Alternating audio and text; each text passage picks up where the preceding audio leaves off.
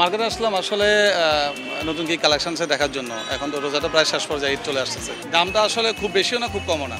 কিছু জায়গায় কিছু জামা হয়তো দাম বেশি, যেহেতু ঈদ দামটা একটু বেশি হবে। আমার সবগুলোই পছন্দ হচ্ছে, কিন্তু বাজেট নিয়ে একটাই আর কিছু আর কি। মার্কেটে ঘোরাঘুরি বলতেছে পাকিস্তানি ড্রেসগুলো বেশি অ্যাভেলেবেল চলতেছে। অনেকগুলা মার্কেটে গেলাম, দেখছি, ঘুরে ঘুরে দেখতেছি, নিব বাচ্চাদের জন্য আর কি। এখনো কেনাকাটা হয় নাই।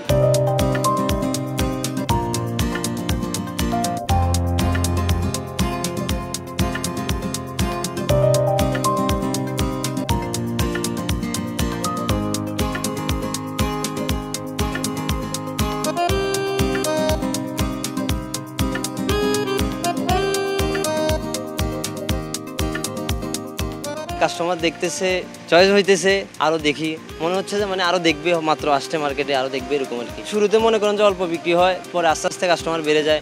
এই 2-3 দিন পরে হয়তো বা আশা করি ভালোই বিক্রি হবে। পার্টি ফ্রক আছে, ধরেন সারা গাড়া, এগুলো বেশিরভাগ এগুলাই চলে। পার্সি একটা ড্রেস মোটামুটি একটা জনপ্রিয়তা পাইছে।